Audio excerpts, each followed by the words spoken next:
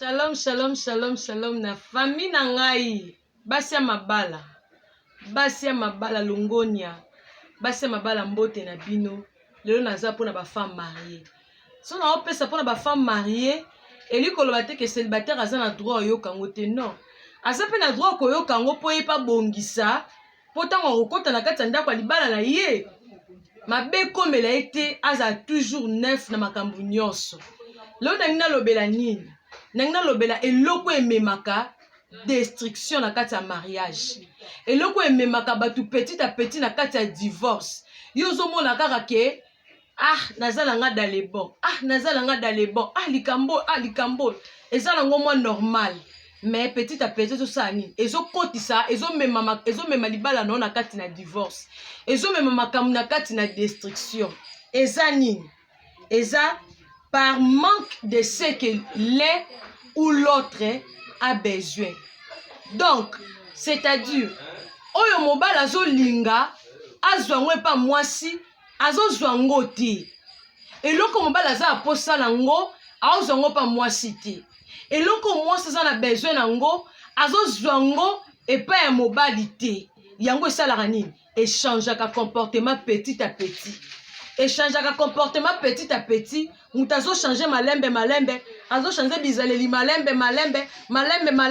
Ozomona mutazaki boande ko seka 3 fois pendant la journée, mais ko seka comme 2 fois. Yozomona oka normal, boande seka 3 fois pendant la journée. Na tongo boseki na midi boseki na pokwa boseki. Mais na tongo ko seka za souté.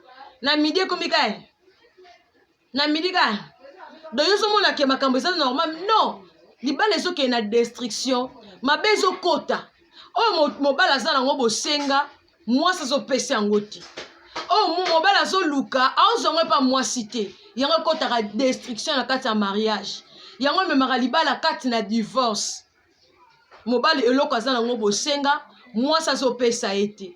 Oh mwasi za nango bosenga, mobala zo pesa ete. Et lelo diable zo multiplier makambo belé.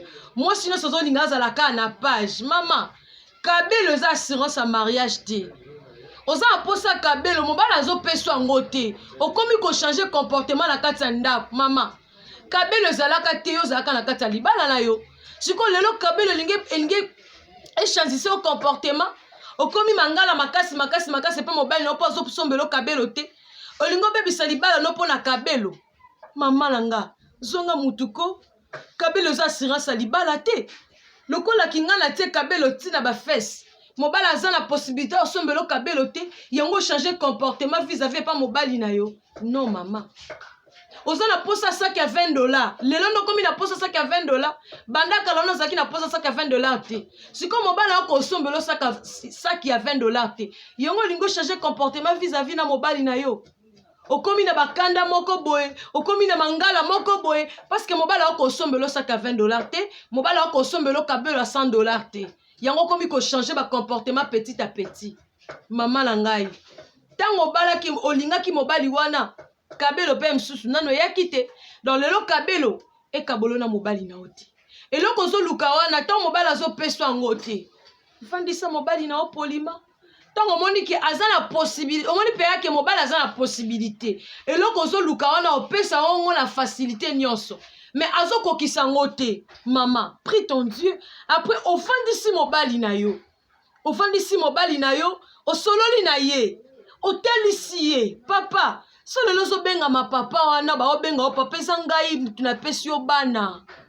Ngai mutu nzamba ataka machine ya reproduction na produire bana na kati ya libumu nanga.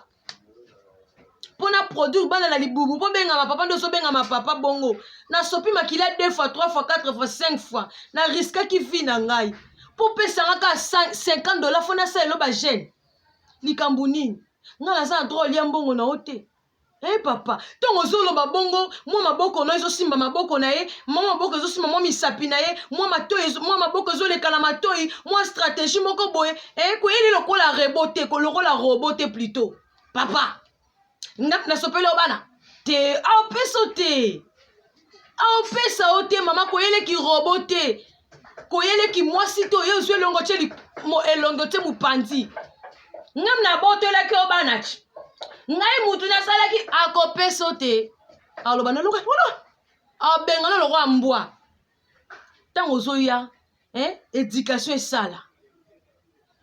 esala femme sage mpe esala opusani pembeni na papa ntango ofandisa papa wana ozeli alie ntango awuti mosala oyambi ye gentiment oyambi mobali na yo ozeli ye asukoli alia asilisi kolia ntango okimi ekotaka wana kozela mpe te na danse ezanga miziki ndoki ekopesa papa rapport obanda koyebisa ye ntango moto aza deja likolo deja alinga mona sutani obandi mba moko osombelaka kabelo te aokita mpe makambo mpe esili ayoki mpe kanda ozwi mpe solution te yebaka ntango nini olingi osola na mobali nde okozwa biyano na likambo oza nango bosenga attitude echange te a cause eloko ozozwa pa mobali te kochange attitude te parce que ntango ozochangele attitude na yo wana ye pa kochange attitude bisika mpe te baosani aoprofite okota papa na ngai mama bandaki kokomisio na ba2 na ba3 sikoyo mama lembi azokoka ba2 te azokoka ba3 takoma osukaka moko ye azobetaka maximum moko ngo mpe azokoma mpenza te azokoma mpenza te ka fait dodo papa au travail mama papa na ngai plutôt sunga mwasi na yo te sunga mwasi na nalembi fait dodo papa au travail nalembi nalingi mpe mama pasala nini asala musala mpo masolo esa nini ekende malamu eza te ke yango okomi so kanda vis-à-vis na mwasi na yo okomi ba réponse moko okomi na kofiche comportement moko mal liboso ya mwasi na yo non e soki jour wana fale apesa yo fale obina ka nde ezalaka musique mabina sa musique mwasi alobi nazoka nzoto bien te en tout cas mokongo ezosalanga mpasi na ntango olamuki ozwi elongi okangi mpo mama apesaki yo biloko na yo te eza raison te mama papa eza raison te kosilikela mwasi compréhension fo ezala na kati ya couple compréhension fo ezala na kati ya libala ntango mama akoki te vandisa mwasi na opesa ye conseil ozoluka na mamiki makeup ozoluka na zwi kabelo ake ayebi bisika azwaki kabelo te elongi wana ozomona ana atie yombi amamiki makeup asali bisala sa yango azongala tellement eyo esi akubi ozokoka soki osupporte te parce que munoko ezobima solo fandisa sunga mwasi na yo eske mokolo pene liboso okutanaki na nzela azalaki lolenge omoni aza lelo azalaki bongo te eloko nini esaliki akoma ndenge akomi bongo wana ozoluka mwasi azopesa yango te fandisa mwasi na yo yebisa mwasi na yo akobongisa yebisa mwasi no verité mama tala boye ozokoma te ozokoma te na lembi mama fait dodo mama fait dodo papa au travail na okoka su te ntango na osala travail wana mokongo ezobuka na ngai nalingi yo mpo osala travail nga mpe nasala travail sani ekende malamu bosungana wana eza eloko ya liboso eloko ya mibale eza par un esprit de vengeance yango ezomema destruction na kati ya couple nasengi yo telefone oboyi kosenga nga telefone nakolakisa oke na mwasi nakotisa telefone omona nga kokanisa te mpo botisinga bana ndo sisinga carrière jamais opesa nga telefone oboyi opesa nga telefone nga nayakisengi na non esprit ya vengeance yango nde ezomema libala na kati na divorce esprit ya vengeance yango nde ezomema couple na kati ya destruction yo lembi ezalaki nake kolukela bato basunga yo nga na osenga oyo isango lembi nga na osenga ozo isango lembi sikoyo nango okokisa posa na ngai nani mwasi azalaka machine te mama papa mwasi azalaka machine te olingo se venger epa mwasi soki oki okutana bafio baoke Dubai osuka api oyo azolia niei okutani na ye obimi na ye artikelo nini na nzoto papa olingi osala vengeance na mwasi paske akangi makolo papa olakisa ye lokola ye nde aza mwasi te okomi kopimela nga nzoto ozalaki ekolukela yo oke kolukela o papa omata punda te bapunda mpe bazasu na nzela te komata punda te bakoma na bandaku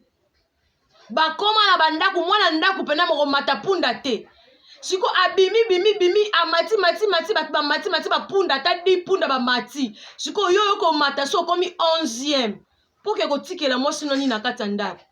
Esprit ya vengeance na libala ememaka na divorce. Esprit ya vengeance na libala ememaka na destruction. Tangu oyo aza nango moninga aza na bosenga na eloko wana ozokoka kosatisfaire ye te, luka solola na moninga mpo obongisa mpo libala na bino ezala malamu. Esprit ya vengeance ezalaka malamu te. Tango ozomema ye na kati ya vengeance ozodétruire mariage na yo, ozobebisa libala na yo. Ya misato mpo nasukisa ezali suite ya baconseil ya baninga. Tango mobali azopesa eloko oza nango bosenga te okoluka oke kobeta lisolo mpo baninga. Sikoyo ntango bango baopesa conseil en tout cas mobali naza mabe mobali naza motema mabe mobali naza na bolingo te, ozoyoka ale okopratike kanda na kati ya ndako. Bisika ozomema libala na yo na kati ya destruction. Bisika ozomema libala na yo na kati ya divorce. Ntango mpe mobali oke kotuna baconseil nazokopa mwasi nanga te, soko osengi ye naza na bapriere, soko osengi ye mokongo ezosanga mpasi, soko osengi ye ale yoka mpe conseil ya camarade na yo. Papa ti lelo yoza na vitesse te, ti lelo ozalaka na mwasi moko. Papa ntango ya lembi luka mpe moninga sani asunga ye, yango divorce ezoya mpe destruction ezoya na kati ya libala. Merci beaucoup baninga na ngai, merci beaucoup na bandeko na ngai, merci beaucoup na bamama na bayaya oyo bozozwa temps ya kolanda malolo. Nalobaki na kati ya femme sage to bando basaka implice mpo esunga biso mpo tokende liboso tozwa oyo tozoluka. Merci beaucoup na baoyo bazosoutenir nga na nyonso. En tout cas tika nzambe alola apambola bino. Wana nazomona mama Laure Matondo, merci mama na ngai, nzambe apambola yo. Nazomona Natasha Ngengo hôtesse kuna na aéroport Anzila. En tout cas nzamba pambola yo na ba soutien na yo okende liboso, nzamba pesa o ozoluka.